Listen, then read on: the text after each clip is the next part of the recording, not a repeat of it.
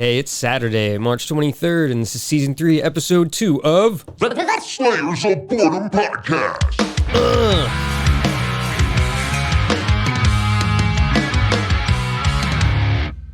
That's right.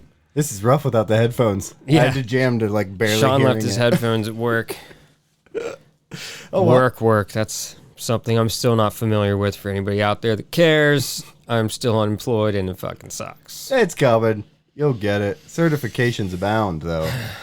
This guy's able to take classes galore. What are you doing, AI now? No, I'm still on the HR stuff. Oh, okay. That's a good credential to have. Well, yeah. I'm excited. I want to do the AI class with you, but I wouldn't be able to keep up. Yeah, I mean, it's going to be pretty nuts. They say 2 months at 10 hours a week. Yeah, right. I mean, well, yeah, but I want to work. I want to get a job. I have kids, you know what I mean? So, like, I wish I would have started this earlier, basically, is what I'm saying. But nobody needs to care about that. Let's talk about some media and shit that you've either watched or read in the past. I don't know. It's probably been over a month at this point. Things are moving slow again. We got problems. You know, few and far between. It's Yeah. it's a fine wine we are. But Okay. This is what I was actually going to say. I'm sorry. Did you ever watch Slow Horses on Apple TV? slow horses, no. With Gary Oldman? No. Okay. Everybody needs to watch that. 6-episode seasons, right to the freaking point. Hilarious, dark, awesome. It's about a bunch of basically like misfit MI5 agents. Okay. And they're under the care of Gary Oldman's character, who's Jackson Lamb. They're based off of a book series by an Oxford-educated writer named Mick Herron. And there's like, I'm on the 7th out of 8 books in the series right now. Been reading a lot too. The Slow Horses is a book series? So the cat's not gonna... Actually, the book series is... The first episode, or I'm sorry, the first installment is Slow Horses. Hey, Evan. Don't be bad. But yeah, it's great. They're fun reads. You know what I mean? Okay. And You're recommending watching the show, too. I started with the show. My brother told me about it, and he was like, it's based off this book series, blah, blah, blah. And I was like, all right, I'll give the show a chance. And I wish I would have stopped after the first episode, because I was hooked as soon as I saw Gary Oldman, and the way he's just this crass, disgusting, unkempt, you know, MI5 agent from like the Cold War era. Like, he's a legend within the British Secret Service, you know what I mean? But he just runs this goon squad, and he's just no filter, just hammers you with insults, like whatever character flaws he knows you have. He's just gonna exploit it. He's amazing, but he's always one step ahead. Okay. Always one step ahead of everybody else. Like the world's greatest spy, but he's disgusting. Like, doesn't shower. He washes his armpits in his sink at their office, which is basically just like some rundown, decrepit building in London. Anyways, I don't want to get too deep into it. I would suggest watching it. It's fucking hilarious. Okay. We were So just good. talking about Death and Other Details, right? Yeah, I'm 2 episodes till the end of that. Yeah, and I finished it, and it is a fun watch if you haven't dove in. I think I found that Apple TV is kind of like, it's hard to recommend shows on there because not many people have it in comparison to, where's Death and Other Details? Is that a Hulu? Yeah, that's Hulu. Yeah, and Hulu's just, I don't know, I feel like a lot more people have it. I got Apple TV just so I could watch.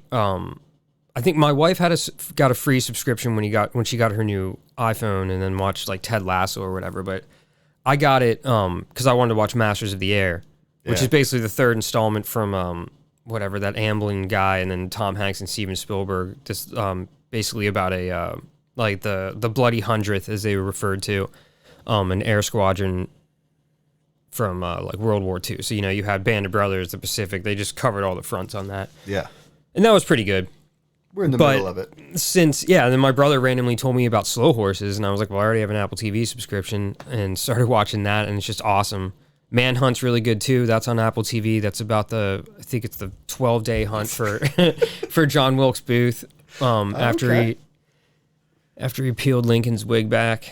Really? That's when I was, man, that would have been ages ago. Probably like 19, 20. Yeah, it was a long time ago when that happened. How old were you, Sean? No.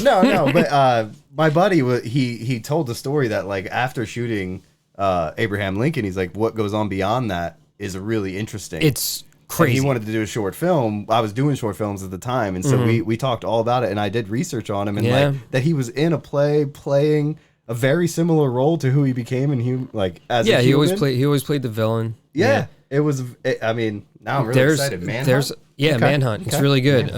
Comes out every Friday. I think the pilot and the second episode came out last not yesterday, but the Friday before. Episode 3 came out yesterday. Okay. So that was awesome, and there were previews for a Benjamin Franklin biopic starring Michael fucking Douglas, which I do not agree with the casting at all. It's so weird, dude. Like, Michael fucking Douglas, dude. Like, you just see him with, like, the Ben Franklin hair and stuff, and this is when he was trying to persuade the French to come to our aid. Okay. Which, obviously changed the tides in the Revolutionary War. And it's just, it's just him talking, like, in a modern-day dialect, which, it wasn't, like, they didn't speak like that back then. No, you know what I mean? not. But so it doesn't fucking work, is what I'm saying. Ostensibly right now until I watch it. I mean, I'm gonna give it a chance, but oh god, where have you seen? I haven't seen anything for this. It's just called Franklin, man. I don't know. Look up, I'd say TV look up thing? I'd say look it up on YouTube. Okay, have you watched Three Body Problem? Not yet. On Netflix. Yeah, I know. I am too. I was trying to convince my wife to give it a try last night, and she was just like, that doesn't sound interesting. I've heard. I tried to explain from how I understand the concept of the 3-body problem. Yeah, and that's she was what just I mean. she's like, oh, no, I'm not, no, I'm confused. I'm not doing it. And I was like, all right. What is the 3-body problem? I knew it was like a psychological. No, it has nothing. It has everything to do with like space and the gravitational pull of like the sun, like how we're in the sun's orbit, and there's a gravitational pull there that is balanced. To my understanding, if there's any astrophysicists that are spending their time listening to us right now, 1, what are you doing? And 2, I apologize for getting this wrong because I'm not an astrophysicist. So I guess there's a harmonious relationship between the moon and the sun and the earth being in that gravitational pull. So the idea is about an alien race who, from my understanding, is looking at the earth as I assume a place to I guess live to, inhabit, because they have a 3-body problem where instead of, I assume the 2-body problem between the moon and the sun, they have apparently 3 different suns. So their civilization kind of builds itself up for a little bit until like there's enough of however things work in the off balance of the magnetic pull from having 3 bodies. Yeah. For them to, I don't know, I guess rotate around similar to whatever goes on with,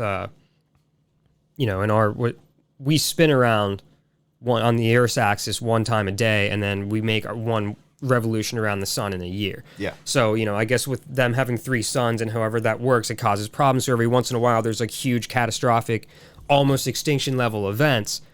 And then they have to just keep rebuilding their civilization over and over again. So the whole idea, I guess, is they're looking to end that for themselves, and that's a 3-body problem. Okay. So that's when awesome. I read it, I was like, this is fucking cool. You know what I mean? And apparently the first season is going to be like kind of slow, like the first book is. It's a trilogy written by a Chinese author. But the second season, if it goes along with the book, should pick up. So I don't know. I mean, everybody's praising the acting. It's the D.B. Weiss and what's his name, the guys that did Game of Thrones. Yeah, that bodes real well, in my opinion. Sure, very expensive to make. I believe it was like $120 to $170 million to make this feat of cinematic. I'll definitely be giving enthrallment. It a chance. Yeah. So there you go. 3-body problem, Manhunt. Yeah, all for me. I'm sorry. Fucking right before this, I'm like, I talk too much, and I just spent the whole first 9 minutes just blabbering on about some shit. But you did ask about it, so I explained as best as I could. It was totally fine. But all right. So if we were to get into it. Where do you want to start? I would honestly just talk real quick about Russia. Last night. Let's I mean, it's not something real. It's a big fucking thing. I mean, shit. The whole episode might be about what happened in Russia last night, which is extremely fucked up. And you and I like to dig deep. We've seen some footage. It's just fucked up. What appears to be another terrorist attack. ISIS from the Kherson region of Afghanistan is claiming responsibility. I mean, I think U.S. intel says that is pretty accurate. And we had warned Russia earlier this month that there was an imminent terrorist attack being plotted in a social, an area where a lot of people are going to occupy the same space. Yeah, a mass casualty event. Yes. Enough so that we told Americans in Russia to avoid large public gatherings on March 7th, So Yesterday, our time or our afternoon time, their evening time was when it all kicked off in a theater right before some rock show. A Soviet era rock band, I believe, was playing. Yeah, it was the it's place fucked was up. capacity of 9,000, but from the videos it was not 9,000. I think the death toll this morning was 133. Yeah, with more than 100 injured, and like Danny said, from the deep dive that I don't recommend finding the videos, it was just indiscriminate, just walking in, unloading. There were three, maybe four. I looked like one dude had a flamethrower. The one video. No, he was just he looked like he was firing out incendiary rounds. At least from what I saw. But I mean, there was one video. It was shot from like above the balcony right before they made their egress out of the building. These terrorists, and there were people like going into a corner. I don't know if they were trying to get through a door and it was locked. But I saw somebody dive over just a lump of people, their feet up in the air while they're just being fired upon. It's just like. When he says fired upon, crazy. Like as close to Danny as I am, fired upon. Oh, yeah, just with automatic rifles, and like the other guys are just nonchalantly walking out. It's so fucked up. It's so fucked up. It's so sad. That scene alone is probably the worst of it. Yeah, I watched that once and I was done. I was like, nope. I did go back because it's like the couple that wasn't in the corner.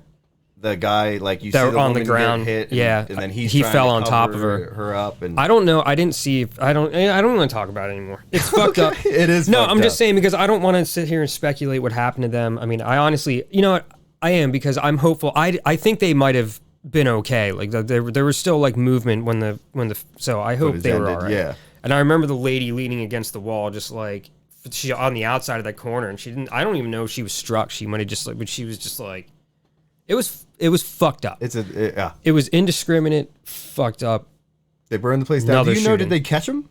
They did. They said there were 5 individuals they believe were involved on the ground, and they arrested like 6 others. I think 11 people in total. They were trying to escape over into Ukraine, which I mean, I don't know how you can imagine that's going to happen right now with the war going on. Like you're not just going to be able to cross borders like that. It's just It was fucked up, man. Yeah. Mass casualty event. U.S. warned them. Putin said is propaganda from us. Yeah, and a lot of people were saying this is again. I'm not one of these people, but there is apparently something happened when Putin took power early on. There was an apartment building that was bombed, and he was heavily implicated as being a false flag event, so he could go to and he blamed it on the Chechens, so he could go to war. You know. So, I mean, I wouldn't put anything past Putin. I mean, the guy is, again, he's a Cold War era operative, like KGB, like the dude's a deadly, scandalous, unscrupulous fuck. So... Oh, he just, I mean, the people love him. But I don't... 89% of the election. I know, he just won re-election I'm sure it was a very democratic process. Navalny getting murdered. But again, I don't think, Navalny getting murdered about a month ago, but I don't think this was that. I mean... Like I said, U.S. intel, which I mean, I don't like to believe any of these governments. They're all fucking evil schmucks that are in league with one another. But if we're saying that like the ISIS claim for the attack is pretty much credible at this point, then I'm not going to believe it was a false flag operation. No. Putin's got his hands full, and there's no way in hell Ukraine did this. Like I don't. What's the purpose? Like where's the gain for him? He just won the election. He's in the middle of the war. Yeah, sure. So, to me, it feels like a total attack. Yeah. But again, we had more information come out. It happened yesterday, so it's really hard to speculate, like you said. But as more information comes out, I'm sure it'll all come to fruition. All right. Well, let's go to a lighter note. We got a bunch of little start topics. With Einstein University then, because that's a positive. It's so cool. Mm-hmm. So Albert Einstein University is in the Bronx, and it's a medical school. And the woman's name is Dr. Ruth Goetzman. Mm-hmm. She's a 93-year-old. She donated $1 billion to the school, which in turn allows them to never have to ask for tuition again. Mm-hmm. Never again. Yep. Like that's the big thing for me. People that get accepted to that school are going to go there for free henceforth. Yep. As a result of this, and this is a medical school. Yeah. So. And it's strictly from this woman. Now she was on the board for 55 years prior. Yeah, she was a teacher there too. Yeah, she did a lot. Her husband's made the money. He was in finance, so probably some sort of stock trader. Oh no, he was real good friends with Warren Buffett. He was on the ground floor with Berkshire Hathaway. Yes, that's right. Yeah, he did. He did invest early on with them. So and then had his own investment company, but billionaire. Many billions. And when he passed, she was given that money. And she decided to give back to what she knew. And she's like the kind of woman that, when you say she was a teacher, she was pioneering like this. She's brilliant. Developmentally challenged courses and like everything you would want from a person. She's just fantastic. Yeah, and so good on her. So she donates this $1 billion. It just goes to show what these billionaires could do. She had to wait for her husband to die. I don't know if he was a shitty person, but she had to wait for him to pass to be able to have access to the money to do good. What was it? Bezos' wife, from the divorce? I was just going to say, she just did, she just pledged another large billions and billions of dollars to various charities. Right after, they believe it was a silent reaction. Well, she pledged some amount. I don't remember what it was, but then upped it big time. Oh, that's awesome. As what a lot of people are saying as a silent reaction to a dig from Elon Musk, which is fucking awesome. Hell yeah. He went on there and said something about her philanthropy, or since she got the money from the divorce, it was something about just a scorned woman or whatever will destroy Western civilization. Yeah, It's some stupid fucking shit from this asshole that people still think is some brilliant, amazing human being.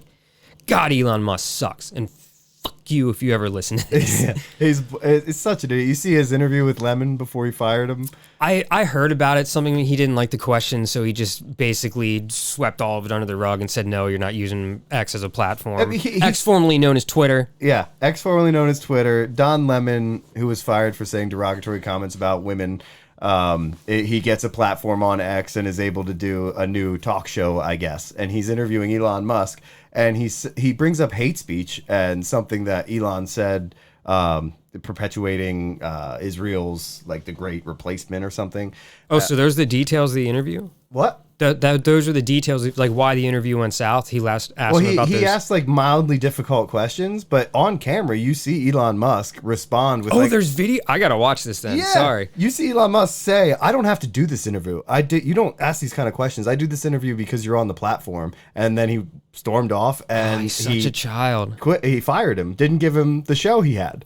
Or the platform. He took it all away from him because of the questions he asked, which I don't even think were that difficult. It was just asking him to explain how he's going to protect people on the platform from hate speech when he's participating in it. But so that was fun to watch. Oh God, he's such a turd. What a fucking turd.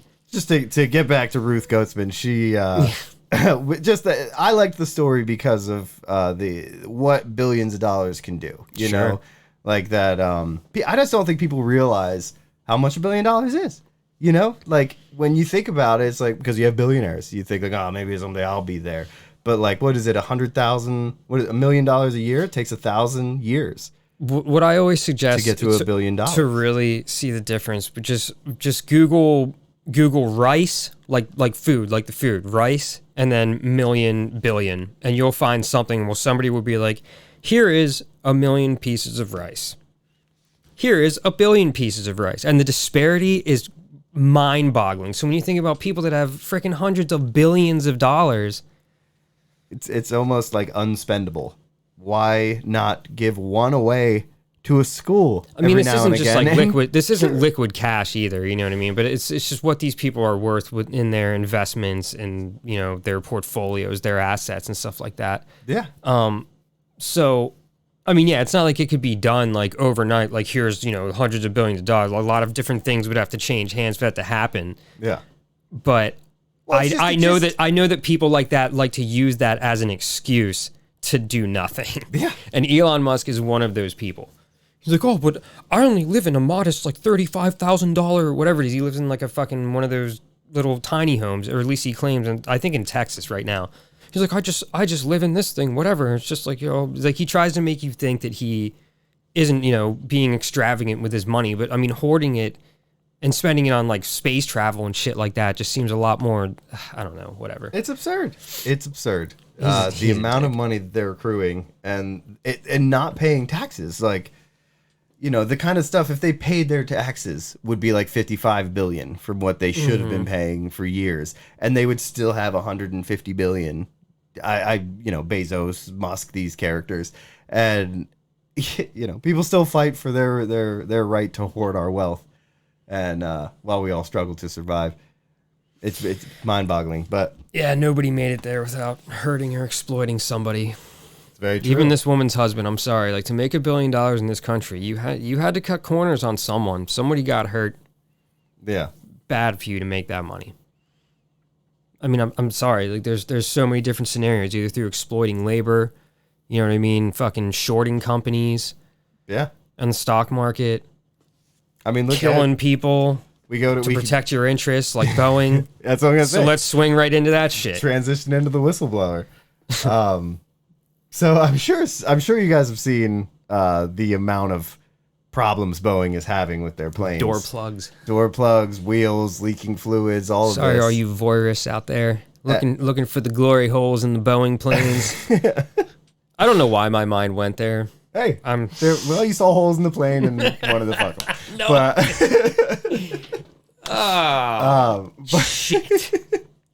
So Boeing is there was a whistleblower named John Barnett. Well, I'm sorry, let me backtrack. So the amount of problems Boeing is having right now is more than any other company in the history, in any country, anywhere. Of commercial aviation. The amount of problems they're having with their planes. The 737, the 878? I don't know. It's the Max line. Yeah. I don't really know. I don't like to fly. I don't do it much. I'm not doing it anytime soon. So it's the Max line, and so it was Airbus had put out their airplane, and it's along the lines of what they wanted to do with their Max line, and so they pushed the Max line to rival Airbus. A little bit of healthy capitalist rivalry. There you go. And the expensive lives. That's the thing, and that's what we're talking about. Billionaires and what companies can do. They're cutting corners. Two of them crashed, right? Before this door plug incident, over the past few years, right? Yeah, that was due to the auto correcting. What they did again with the Airbus, they put out these Max planes, and they told people, because they were worried about training. They're like, well, how are we going to train all these pilots on these newer planes you want us to be flying them on? And they said it's the exact same as the previous plane, whatever that was. So they should just be able to fly it. Well, one of the things they added was when a plane gets to a certain point, there's a sensor on the outside, like you can't see, but more like what is that, 145 degree, Yeah. It has an auto that will, so it won't stall, won't flatten it out. But these sensors were put on the front of the plane oddly and could totally be disrupted by any debris, planes, whatever. Yeah. And so if they were going off incorrectly, they would try to send the plane into the ground. This was a new feature they put on the Maxes that the pilots weren't aware of. And it did this twice. So it did this twice. Of course, like Malaysia, and these countries, well, whatever. So they're flying, it makes them go into literally a nosedive, and the pilots don't know why. And 2 planes crashed and burned because killing of it. everybody on board. Killing everyone on board. And that was strictly because they were trying to make money, push it faster, do this and that. Yeah. So this guy, John Barnett, forced retirement after 34 years at Boeing because he was raising questions after being fired, essentially. And this guy had to do with like the schematics and the building of the airplanes, like a brilliant man. You know what I mean? He was literally an inspection. Yes. He did inspections. He was like making sure everything ran well. He told a story about he was sent down, it doesn't matter, to look at this company's prototype, whatever they were going to put on their plane, because it's all done by independent contractors, how they put these planes together. So they went to this independent contractor, was looking at the product they were putting out, and found like 150 faults with it.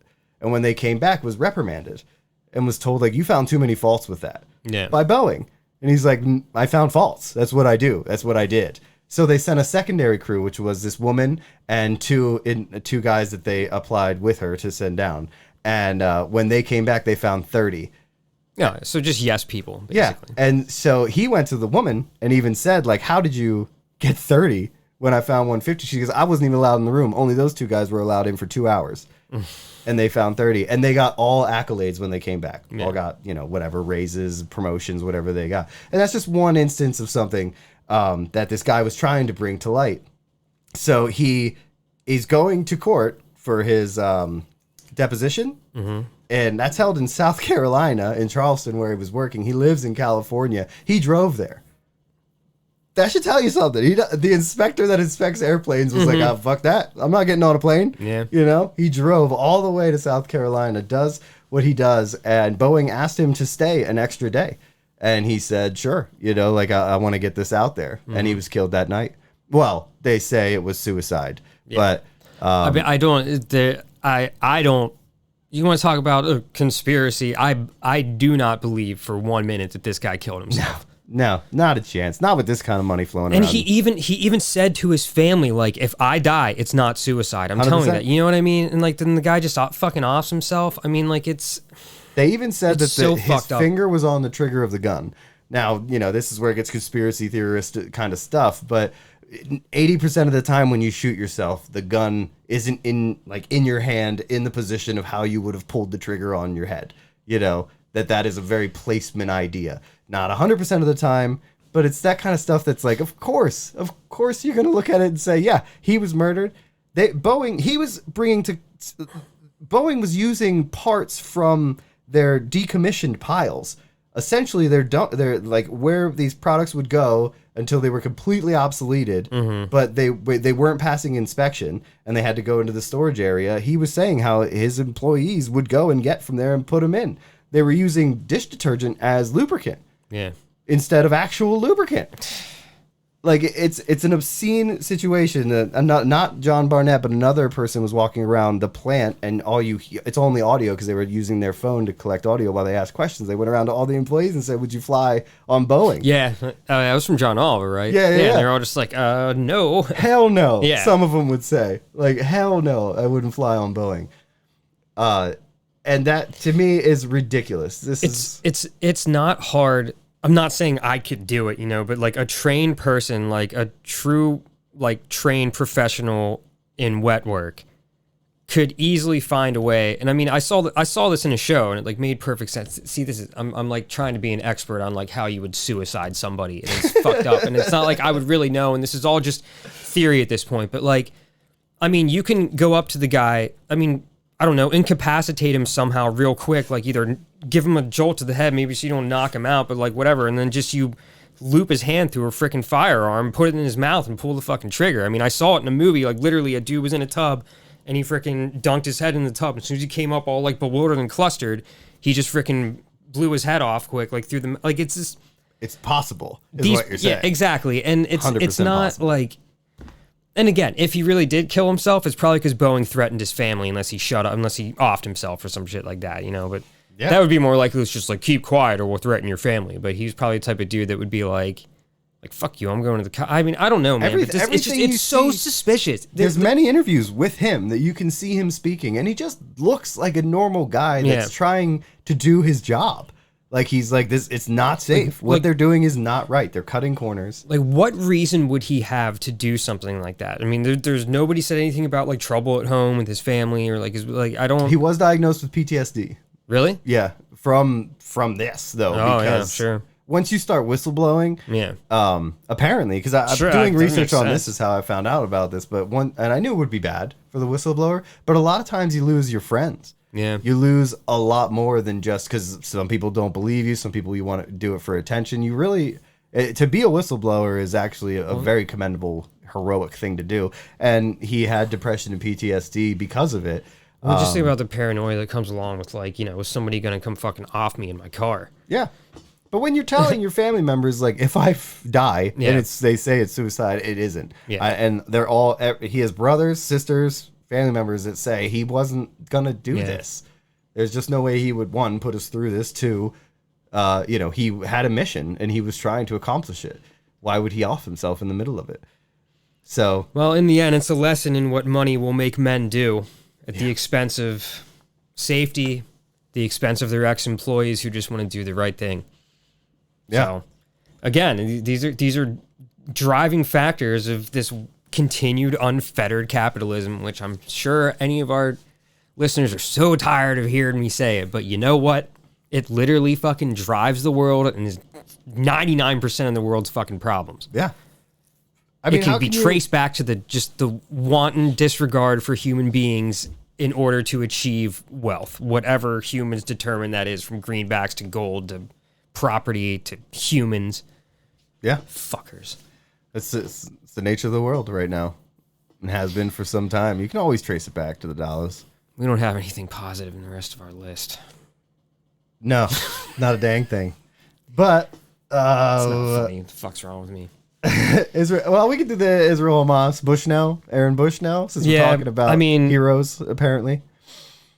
So Israel Hamas war. You can watch our previous episodes if you want to hear more information on that. The genocide that Israel is committing against Palestinians in Gaza. Like over 13,000 kids killed. Yeah, I mean it's like a Gazan death camp at this point. It's Did you see Jared Kushner fucking calling the beach in Gaza like I don't know, like important, kind of some important, not in these words, but real estate that was, would be profitable. Yeah. Talking about how he wanted to transfer Gazans out of there so Israel could. I mean, just what a fucking asshole. I mean, it just shows that there's. You feel like you see all the information. You're like, why are we still doing this? And then you hear him.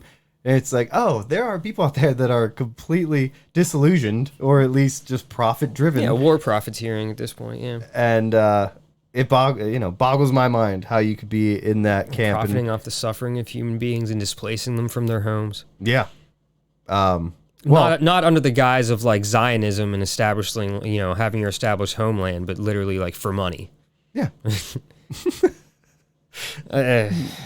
War profiteering, is that what just there's war. There's a word I would for it. call it war profiteering, like Halliburton. You know what I mean? Blackwater, shit like that. Like you see a conflict, you go there, you're like, oh, I can provide security, or I can operate in a gray area for you that distances you from, responsibility, whatever those types of things. They're very fucking lucrative. Yeah. Oh, there's a high tier fucking target that we have to take out, and it might get messy. Some kids might get killed. Like, okay, well. This one's off the books, Blackwater. Yeah. I don't think they're around anymore, but again, I mean, They've just rebranded, I'm sure. Tons of ways for people to make money off of war. It's disgusting. I mean, look at Dick Cheney. That's how that fucking asshole became rich. That's true. Boeing's made shitloads of money off of war. They don't just make planes. Yeah, sure. They make missiles, I believe. They make targeting systems and yeah.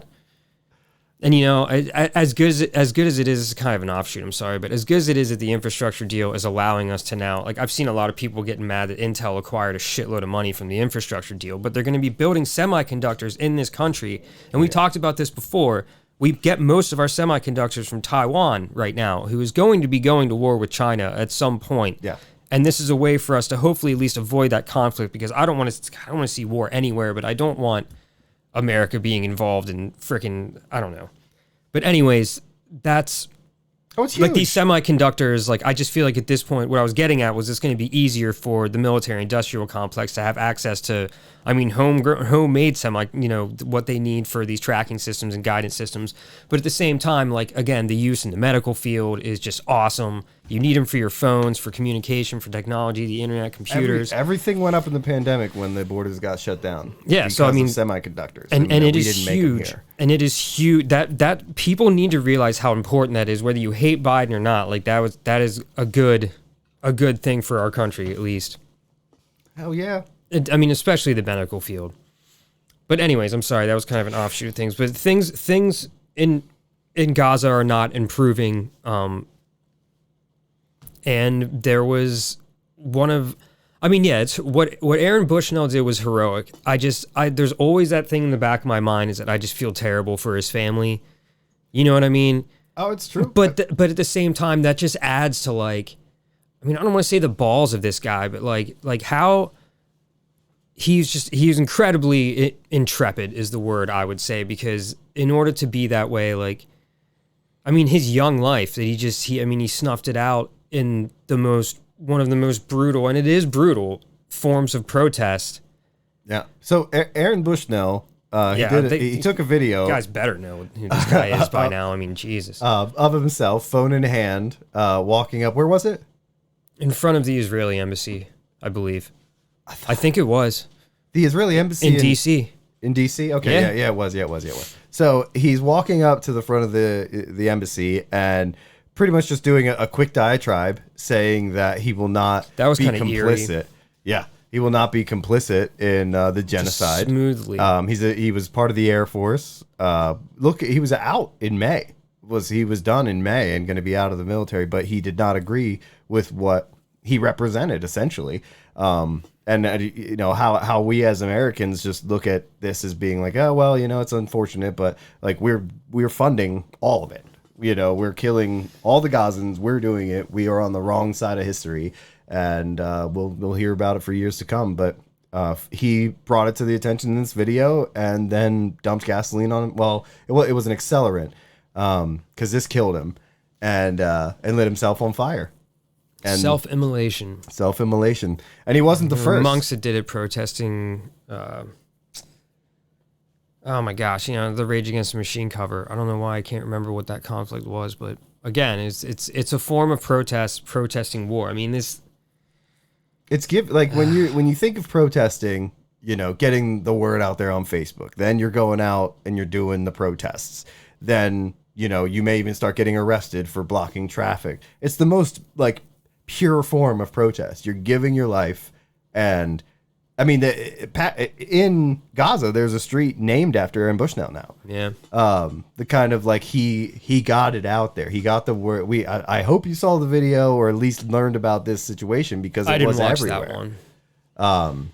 I honestly only found it in. I didn't look too hard, but with the blurred up, you know, like him. He puts the phone down in front of him, walks back, dumps it on himself, and lights him up. I stopped at that point, although I did hear that, and this was corroborated. I guess apparently there was a medical person there who apparently said, "I need fire extinguishers, not guns." Yeah, that guy that walked up with the gun. So there was a dude just like aiming his gun at him the whole time while he's on fire. Yeah. Like, while he was on the ground on fire, you see one guy going to his aid trying to put him out, and the other Secret Service agent or whoever, well, not Secret Service, but whatever. So he's obviously like an agent of some kind is standing over him in the frame that he put his camera down. He's that close with a gun on him, and he's just burning, screaming, "Free Palestine!" And you think you need to put a gun on him the whole time, but and he wasn't the first. It's sad, man. Like it's really sad too. Like I just there were ceasefire talks in December, I think, and they fell apart. And when they fell apart, a woman named Rachel Corrie, she did as well. Yeah, she lit herself up in Atlanta in front of that embassy, in the Israeli embassy there. And they turned it around. The articles I could find on her, which were very limited, and her name is still not released, is that they said it was against the hatred of Israel, is how they framed it, because she had a Palestine flag with her, and like the timing. How is committing self-immolation in any way hateful of anyone? It's a protest because it got your attention for that reason, not because they hate it. Oh my god! I know it was awful, and what a fucked up way to turn that around. It's interesting too to see, as I'm trying to do research on Bushnell, that like CNN, MSNBC, any of our mainstream medias, they had an article, they had a YouTube video up. But it was like one, maybe two, and you were lucky if it was really what they talked about his motives and not just what he did. And then you type in Al Jazeera, and I had more articles than I knew what to do with. It was everything from his history to the reasons why he did it to everything. It was just really diving in, and it's just indicative of like, if you don't know much about Aaron Bushnell, it's because you're not allowed to. In this country, like it, not in the sense that you could do it if you wanted to, but they know we just eat headlines. It's not part of the fucking programming. Yeah, which is where you're gonna find all of the atrocities that our country, commits and covers up and stuff. I mean, you can find that's why the internet is important. For all the misinformation you can find, you can also find true accounts and anecdote that reflects on our country very poorly. I mean, it's like. Again, and it's all in the name of capitalism. Do you have any idea how many wars we've staged, how many innocent people have died as a result of that, especially in South America, like, running guns and drugs across borders and stuff like that, toppling regimes in our best interests. I mean, the CIA alone, I firmly believe the CIA started the fucking crack epidemic in this country too. I mean, the reason, our own government is the reason why there are so many guns in this country. like illegal guns that, you know, made their way. There's a whole, you can do all kinds of crazy ass deep dives, and some of them might get conspiratorial, whatever, but you know, I mean, it's not hard to find anymore. It's not hard to see. I mean, it's right in front of our faces when we're the one dissenting vote for a ceasefire for people, you know, to not be straight up fucking murdered in why can't I think of the fucking in camps where they're supposed to be receiving aid and like like trying to fire like, it's crazy on Gazan Palestinians while they're running. Well, I mean, they're like the aid truck comes in, and everybody's there to get as much aid as they can. They're eating the flour mud massacre pies right now. Yeah, it's like absurd. It's a famine. It's man-made, and I mean, it's just right in front of our eyes. Like I don't see. I mean, the people that continue to justify just like, oh, you're an anti-Semite because you don't want innocent people to get killed. Like, I'm trying to get you to just stop forgetting about, like, there's a group of people that is well-funded. We'll put it this. There's a state, okay? There's a government, a body, a state that is well-funded by the richest state in the entire world. And that state is complicit in killing innocent people. I don't care. Like, we're not talking about any types of differences or anti-Semitism or any of that shit. Like, it's just right in front of our faces. Yeah. I don't. When you research like the Holocaust, you think, how did the German people allow this to happen? And it's like, well, we just didn't know this and that. It's because they knew. I don't know. We know, and yet we're doing these things. I feel like as history looks back in 10 years, 15 years, this is gonna be one of those. I mean, Holocaust was atrocious. That's a whole other thing. But this is just as bad. It's like we're starving babies. We're doing it. Like as Americans funding Israel and defying whenever ceasefire is even brought up as like, well, they need to protect themselves from like they only fight back with the stuff that doesn't blow up on them. They don't even have funding. Yeah, it's sticks and stones versus an iron dome.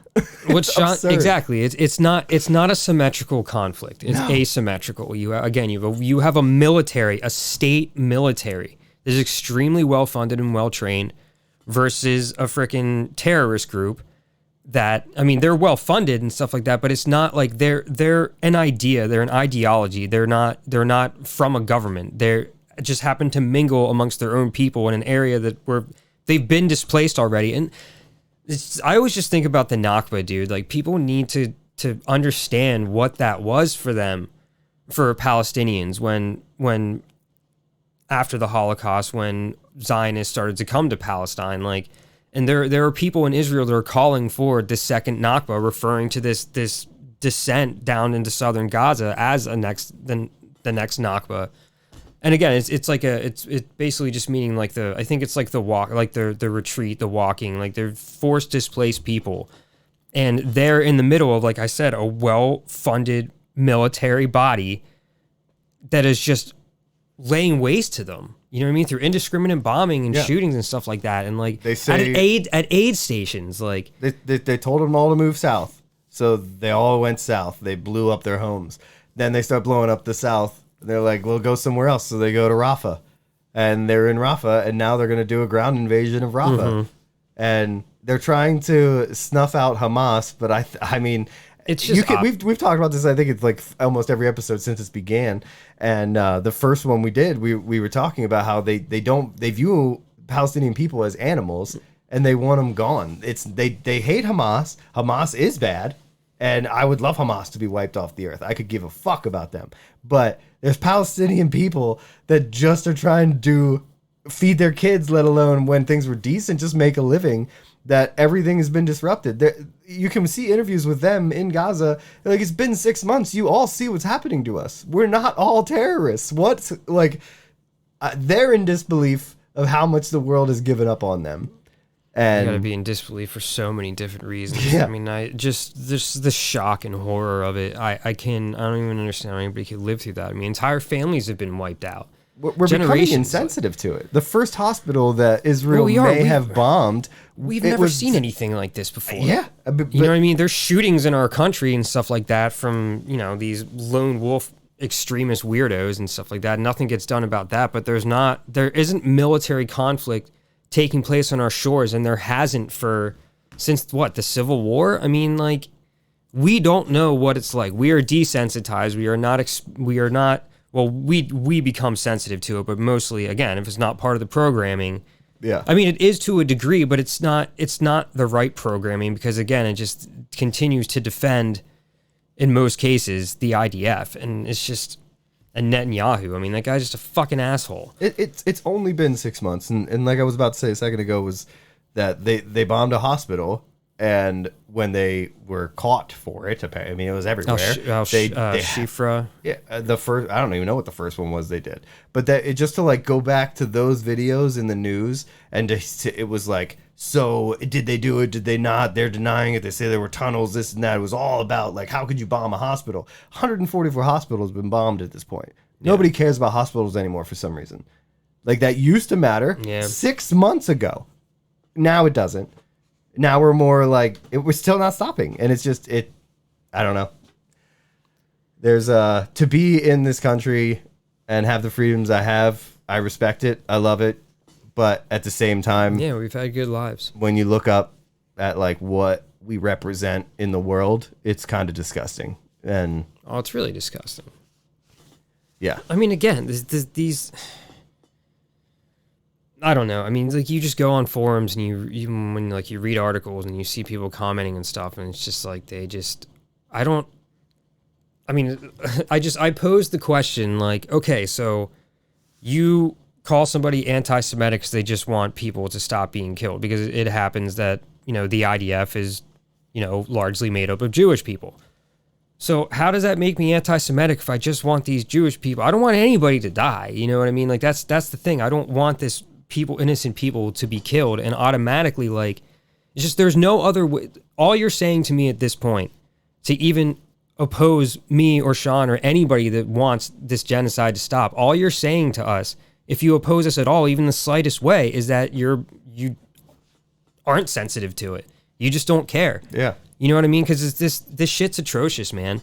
What's been going on in Yemen as well, and the starvation. I mean, there's Syria, Bashar al-Assad. I mean, nobody wants to see any of this happen to anybody, and we're focusing on intangible things like people's religion and using that as it's just, I don't know. And the numbers are so disparate at this point. Like the pound of flesh that Israel wanted so bad as after October 7th, like I understand wanting to take it to Hamas after that, but like the numbers you have to consider those. Like I know a lot of things are kind of like put into numbers and blah, blah, blah. And that's what like, again, kind of adds to helping people feel like when you put a number to something like how this many people died, it feels worse as that number goes up. You know what I mean? So we can see how we can truly recognize on an emotional level how disparate these numbers are at this point, from the 1,200 civilian and military people that were killed by Hamas on October 7th to the over 30-some thousand civilians that have been killed. And even if even if that number from the health ministry in Gaza is primarily from, or if there's a number of Hamas fighters included in that number, like, okay, yeah, great, but it's still large. I mean, there's still been 13,000, last time I heard 14,000 children killed. I mean, were they part of Hamas? And they didn't vote for Hamas in 2008 either. They're kids. The Palestinian people have been ravaged for so many years that, it was something like 80% or 60% were under 15 years old when this started. Yeah. So when you see 30,000 dead, and you hear about like, because Al Jazeera is one of the news outlets I respect. They're one of their reporters that was Palestinian lost like 19 members of his family. Mm-hmm. Like whole generations are being completely wiped out. That doesn't stop Hamas. It creates Hamas. Mm-hmm. And yeah, I mean that's the way, and we're not justifying these people turning to those actions, but it's where you have to understand the human condition and what drives it. Like if you're murdering innocent people and you think that's the right way to avenge October 7th, like Sean said, all you're doing is just creating more hatred for an already displaced people that just watched their entire family get killed. Yeah. Like you are creating more of the same. And it's high time humanity just fucking realizes that I mean, I get violence begets violence, but it doesn't have to be that way. But it seems to be just a large part of the human experiment and the human condition. It's just like I don't know if it's an intrinsic thing to just, I mean, to be defensive, to want to defend yourself. Any living mammal, human being, whatever, animal will defend itself if it feels threatened. But to go on the offense, like as what's his name, Greg Stoker, on IG, he's an ex-special forces guy who's, you know, has a lot of good intel and expertise when it comes to like warfare and how atrocious the IDF is. But he refers to them as the ODF, the offensive, or the IOF, the Israeli Offense Force, because at this point, I mean, you have the Iron Dome to defend you. Yes, October 7th was a huge intelligence failure on Netanyahu's administration and Mossad and stuff, but at the same time, at this point, it's just been an extreme offensive. Yeah. For 6 months, it just hasn't ended. I mean, you don't hear about Hamas's retaliations. You know, they are throwing bombs. They can't come up from the tunnels right now. I mean, they are retaliating, like, to not give false information. But it's peas. You know, it's nothing. It's asymmetrical. Yeah. It just happens that they're terrorists and their methods are explosive and personal and brutal. And, you know, and I understand how stuff can be more visceral in that sense. But at the same time, we've got to start understanding that, like, kids are being dug out of rubble. You know, it's not personal in your face like some of the stuff that happened during October 7th, but it doesn't matter. Human lives are being lost in the tens of thousands, including children. And again, it's just high time that humanity get their fucking shit together. I don't understand. No, it doesn't, you know. I guess I just never will, man. It's just, I'm not a bellicose person. I don't, like, you know, I'm competitive when I play hockey. I'll be a little physical there, but I certainly don't want to fucking kill somebody. You know what I mean? But I can tell you that if somebody killed my entire family, it's hard to say what I would do. Exactly. And when you exponentially add to that, I mean, then you have a terrorist force that you're fighting against constantly. Yeah. There is no justification of any of it at this point. It's gone way too far. It went way too far months ago. I don't know what, you know, all we could do is keep talking about it, posting about it. But again, it feels like it falls on deaf ears because this was why Aaron Bushnell did what he did. Yeah. That's the kind of, I mean, that's something that should stick with everybody. It still sticks with me. It's why we're fucking talking about it. Yeah. You know, I mean, again, I feel like we're already, you know, in the realm of people that just want this conflict to end. And I won't call it a war because it's just an aggression. But again, I mean, I would hope, I hope, and I'm sure that it moved a lot of people in the right direction, which is towards ending it. I'm sure Aaron Bushnell had that effect on a lot of people, and I like to think that it did. You know, I don't have facts on that, but, you know, it should have. I don't understand how, like, there was, what is it, like, the World Court, you know, that found them, said, you know, like, Israel, you have to stop. Oh, yeah, in South Africa. Yeah. Yeah. They literally, like, what we deem, when you think of war, you think of, like, what's acceptable in war. You know, you don't shoot the medical rules personnel. Rules of engagement, Geneva Convention. Kind of and you know there's gray areas. I mean, it's war. But it gets a little black and white when, you know, the World Council looks at what you're doing and says, you need to stop. Yeah. This is you know, inhumane what you're doing. Blocking humanitarian aid from coming in is not accomplishing your goal. You're starving a population, and you bomb and shoot at them. Like, and they just it's just fucking crazy. Israel completely disregarded the verdict, so we have no world court because they have Big Brother behind them with their arm on their shoulder, and Big Brother is this fucking country right here, dude. Yeah. Like, I'm sorry, we operate with impunity. I mean, we always fucking have. When has the world ever come together and held us fucking accountable for anything that we've done? No.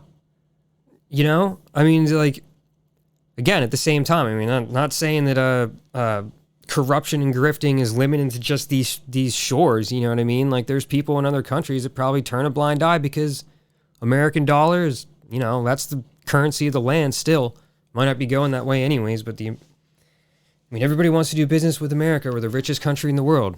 I mean, what does that tell you? The richest country in the world can pretty much do whatever they fucking want. Of course. And when richest guy in the land can. And when you're back in Israel, you know what I mean, and the Biden administration isn't doing anything to stop it, I mean, they say things behind closed doors. They come out and they say words, but what stopped? What's ended? You can probably look up today what Israel's done and how many they've killed.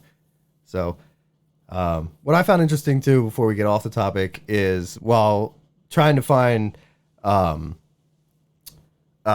wasn't Rachel Corrie was not the name of the Atlanta protester. I think I said her name earlier. I never came across her name, but because it's not available. Like I tried to find it. That's weird. And I know it's very strange, but I cannot find the Atlanta protester's name. But through that research, I thought it was Rachel Corrie, but because she was a protester that was killed defending the West Bank properties when they were trying to do that, and she was run over by I don't even know, whatever they were using, a bulldozer, some sort of land mover, earth mover. And the people there said that the Israel person that was driving it did it on purpose. Like she tried to stop it, was blocking, and was run over. She also has a street name for her in Palestine. But that happened in 2003. Like, just for perspective, I graduated high school in 2003. She was getting run over in the West Bank, an American trying to defend Palestinian rights over land that they were stealing from them. Israel was stealing from them. That was in 2003. Today, Israel is now wiping Palestine off the map. And we're still saying, like, it's all because of October 7th. Yeah, I'm amazed at how blind I was to all this stuff, like, growing up. And, you know, I mean, like I said in one of the previous episodes about this, the 67 War, the 6 Days War was really, like, that's when, you know, you've seen all those maps, like, over the years of how Israeli settlement encroachment just continues to basically just eat up Palestinian land. And 67 was when that really started to just kick into high gear. And I don't know, that just baffled me. This is how little I've known. But then again, in my younger years, I was just a fucking idiot, wanted to be a rock star. But again, the internet wasn't as, like, prolific back then. But I wanted to mention one other person. There was, around that same time, of that woman you were talking about, what was her name? I'm sorry. Rachel Corrie? Rachel Corrie. There was a British journalist that was in Gaza, and somebody was shot by the IDF, and he went out to render aid just to, like, help them, and the IDF blew his fucking head off. A British journalist. So again, not a protester, but again, they're a peaceful person, and the IDF has killed plenty of journalists too. That's the amount of journalists that were killed, because I don't even think there are that many left. Yeah. But I mean, journalism it is also a form of protest when done correctly. Mm-hmm. So I put him in the protester world. But again, he's just, to me, off limits. You know, you have your conflict, you're doing what you're doing. There's people that are going to report on it. You don't kill them. Mm-hmm. But they sniped. Oh, I'll never remember her name. I won't. But that she was, you know, I think she worked for Al Jazeera, and she was sniped, and they had video of her. And then they denied it up and down that they did it, and then it came out, oh yeah, no, they did it.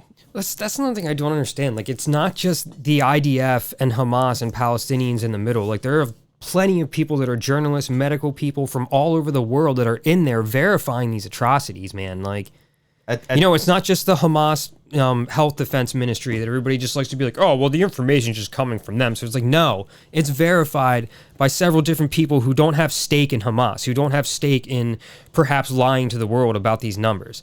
And there's no lying about it. The video's out there. It's enough. You see children being dug from rubble constantly. You see destroyed hospitals. You see the landscape that has been completely decimated, where people lived, to take out, you know, military targets. Like, you don't have to wipe out the entire area to do so. Unless and you yet plan on that's rebuilding exactly war profiteering, you know? Like what happened in freaking Hawaii, not war, but like after the wildfires, there's people jumping in right away, like that fucking BlackRock. Yep. It's just like, oh, well, how can we profit from rebuilding on this land where people died and lost their homes? Money. All the time. Yeah. But we're rounded into an hour. I think that covered almost everything. Oh, yeah, we didn't get into Haiti. I don't know much about that, but again, more brutal, negative, terrible things. Gangs running the country now. Yeah, I guess 80% of the country is run by gangs. They're pushing. I thought it was just Port-au-Prince. No. Oh no. Shit. The violent gangs run 80% of Haiti. It has no leadership. That guy Henri, You see the DX cop who's got like who's walking around in a flak vest everywhere. I don't know what you would call the leader of Haiti. Like, is it a president or a prime minister? Well, he was murdered last year or the year 2021. Yeah, okay. But it was a guy. Henri was put in charge then. It's spelled Henry. It's Henri. It's probably Henri. I mean, they're French colonized. Yeah. At one point. So he left to go to Kenya to get the Kenyan military to come into Haiti to help quell this situation. But when he left was when all the gangs led by, they're called the G9, was run by this guy they call the Barbecue. Chevalier. It's not Chevrolet. Cavalier. I don't know. But whatever. They call him Barbecue, so we'll call him Barbecue. And he made his move essentially with these violent gangs while Henri was in Kenya, and he wasn't allowed to return. They took over Haiti. Henri then he said, "We're going to kill a lot of innocents unless you back down." So he has since resigned, and now it's in complete disarray. There's nobody in charge except for Barbecue. They're saying that they call him Barbecue because he burned people alive. Oh, great. But I don't think that's true. From my research, it seems as though he's done plenty of massacres. He's not a good person. He was a cop and then was fired because of the bad things he was doing. But beyond that, there's a few massacres when they say like 125 killed or 80 killed kind of massacres. He would burn the buildings to the ground after the massacre. And it was kind of like he left in his wake smoke and fire. It's not that he burns people alive, but semantics really, when you break it down. Bad dude, he's in charge, and it's fucking crazy to watch. International crisis on our hands. Yeah, Haiti is. I mean, what is the industry there? Like, they're one of the poorest nations in the world, right? I mean, yeah, they're an island nation, and again, it's just the same thing. Like, why is it that people in this world have to live like this? Like, I just, oh man, it's just sad. I guess it was 2 days ago, one of the richer areas of Haiti, two violent gang members just went into their area. I saw video of it where they just walked down the street and were shooting innocents just to prove that, like, this is going to reach your area. Be aware. You know, you can't just watch this from the outside, is what the gang was trying to perpetuate. Jesus. And that's the life they live in, you know. And it's crazy. There is no, from the research I found, even like I don't want to say silver lining, light at the end of the tunnel for this. There's nothing. It's like this guy who's not a good person wants Haiti to be its own country and is willing to kill a lot of innocents to make it become that. He booted it French, and now he booted Americans from the drone plant that they had or whatever. It was like $100 million. Something like that. And but yeah, they've kicked out all the US now. They're trying to do their thing, but and you watch these videos, these interviews with Barbecue and that, the guys behind him, I mean, it's like, it's weird how to describe it. The kind of masks I enjoy are what these guys are wearing holding the guns. You know what I mean? Like, it's a very scary, when you think of violent gangs, you know, you have these ideas, but also just the headdresses, the kind of things they're doing over there it's I can't imagine, you know. There's way more to dive into that, the history of it. I did a lot of research we could go off on, but like I said, we're getting over the hour at this point. So with it, dive into the Haiti crisis yourself, and I'm sure it's going to be in the news for quite some time, so we may cover it next time or add some more to it. Sure. Fuck. Depressing. But that's all we really got. Nothing too good. Doesn't feel like there is a lot anymore, but I don't know. Yeah. And my point, you know, I just gotta try and be there for my kids and raise good kids, and just I don't knowledgeable. Know what's going on and try to be on the right side of history in your mentality. It's the best you can do. If everybody did it, we wouldn't have this much, but it is what it is. You can't do much from the ground. Yeah. I still say, you know, protests. I haven't even been on social media for like weeks. I don't post or look at anything, and I feel like that's the only way. Me being not of, you know, significant financial positioning, you know, I can't really do much besides just, you know, what I'm doing here with you, putting this out there, hoping people listen. Yeah. I don't know. Again, I feel helpless. It's not an excuse. I mean, I don't know. It is. Yeah, the only. I mean, it is to a degree. It's certainly. I mean, everybody has some excuse as to why they can't do more for humanity. Some a lot more than others. Like especially when you have coffers that are just overflowing with money you'll never be able to spend in your lifetime. Yeah. But I still feel like the cast in this the last cast in this cast was the State of the Union by Biden. He was late showing up because of protesters blocking his path to get where he needed to be. Yeah. That's happening every weekend, every day, all around the world, not just America. People voicing and giving up their time and their days and their lives to try and make a difference and having their voice heard, and nothing changes. Nothing changes. And I'm afraid that the complete breakdown of society and our economy and that, like, capitalism in general, like, that's like zombies, whatever, but nuclear war, some sort of apocalyptic event is the only thing that's going to set people, like, some super rich might go to their bunkers or whatever, but I mean, nothing will ever be the same after that.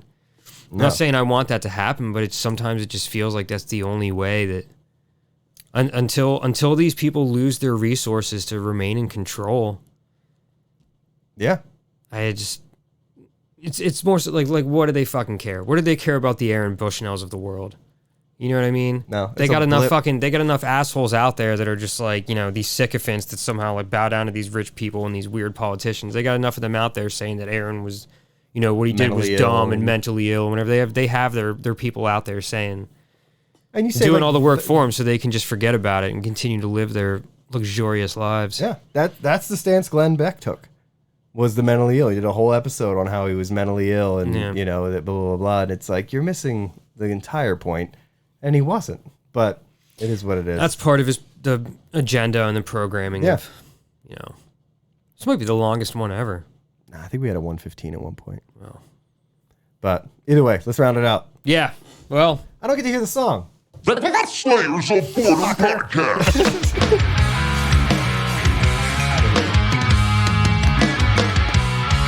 Hey! All right, bye. See ya.